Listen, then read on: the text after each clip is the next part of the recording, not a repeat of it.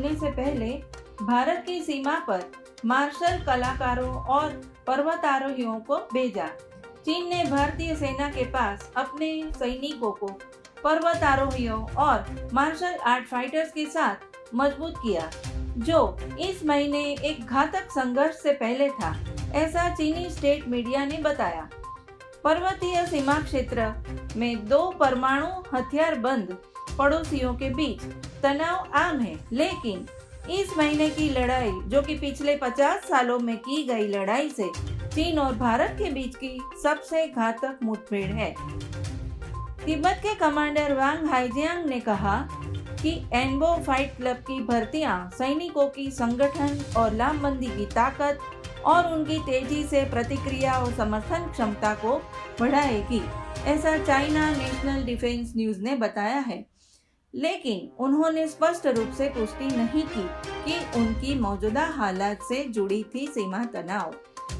चीनी सैनिकों ने भारतीय सैनिकों पर घात लगाकर हमला किया और उन्हें एक रिज के नीचे गिरा दिया, जहां से वे एक चीनी अतिक्रमण को हटाने गए थे।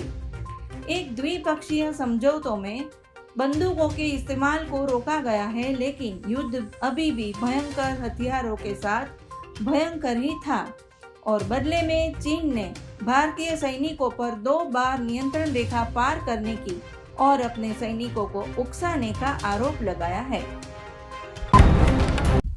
यूके के प्रधानमंत्री बोरिस जॉनसन ने नई बुनियादी ढांचा योजना का अनावरण किया। कोरोना वायरस लॉकडाउन के बाद ब्रिटेन को फिर से आगे बढ़ने के लिए इस सप्ताह एक योजना शुरू करेंगे, जब सरकार बुनियादी ढांचों के निर्माण को बढ़ावा देने के लिए उपाय करेगी, आंतरिक मंत्री प्रीति पटेल ने रविवार को कहा। श्री जॉनसन मंगलवार को एक भाषण देंगे। अस्पतालों, स्कूलों, आवास और सड़क और रेल बुनियादी ढांचे जैसे फास्ट ट्रैक निर्माण परियोजना को स्थापित करने का प्रयास, उनकी सरकार के समर्थन में गिरावट की कोशिश करने का प्रयास।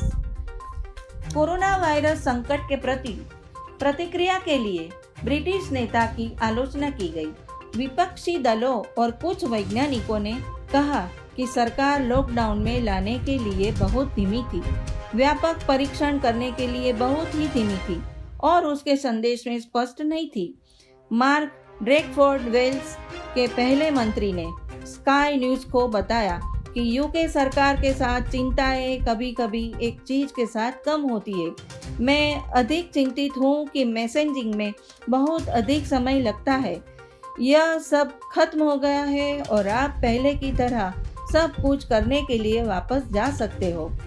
पटेल ने कहा कि लोगों को अब भी निर्देशों का पालन करना चाहिए, बल्कि ये महत्वपूर्ण है कि जनता को ये एहसास होना चाहिए कि यह वायरस बिल्कुल भी गायब नहीं हुआ है। हम अभी भी एक आपातकाल में हैं और लोगों को मार्गदर्शन का पालन करने की आवश्यकता है। मुझे हटाने के लिए असंभव। नेपाल के पीएम केपी शर्मा ओली ने दावा किया कि भारत उनके सरकार को अस्थिर करने की साजिश कर रहा है। प्रधानमंत्री केपी शर्मा ओली के इस्तीफे की मांग करने वाले सत्तारूढ़ नेपाल कम्युनिस्ट पार्टी के कई लोगों के बीच नेपाली पीएम ने कहा कि भले ही उन्हें पद से हटाने के लिए कोई खेल शुरू हो गया है, लेकिन उन्हें हटाना असंभव है। नेपाल की सांसद ने भारत की सीमा के साथ निपुलेक, कालापानी और लिम्पियाधुरा के सामूहिक रूप से महत्वपूर्ण क्षेत्रों पर दावा करते हुए नक्शे पर वोट दिया। नई दिल्ली द्वारा एक मजबूत विरोध के बावजूद भी भारत का कहना है कि ये 3 क्षेत्र उसके हैं। हालांकि केपी ओली ने पार्टी में उग्र संघर्ष के बावजूद पद से इस्तीफा देने से इनकार कर दिया है। उनको इनकार के बाद प्रचंड ने सत्तारूढ़ कम्युनिस्ट पार्टी को विभाजित करने की धमकी भी दी। प्रचंड उर्फे पुष्पा कुमार धमाल, जिन्होंने पहले 2 बार प्रधानमंत्री के रूप में देश का नेतृत्व किया है, उन्होंने ये भी कहा है कि केपी ओली को साथ देना एक राजनेता के रूप में उनकी सबसे बड़ी भूल थी। मित्रों, सबसे पहले आप हमारे चैनल को सब्सक्राइब कर लीजिए, सब्सक्राइब का बटन दबाकर और लाइक का बटन प्रेस कर दीजिए ताकि आपको हमारे चैनल के डेली नोटिफिकेशंस और अपडेट्स मिलते रहें।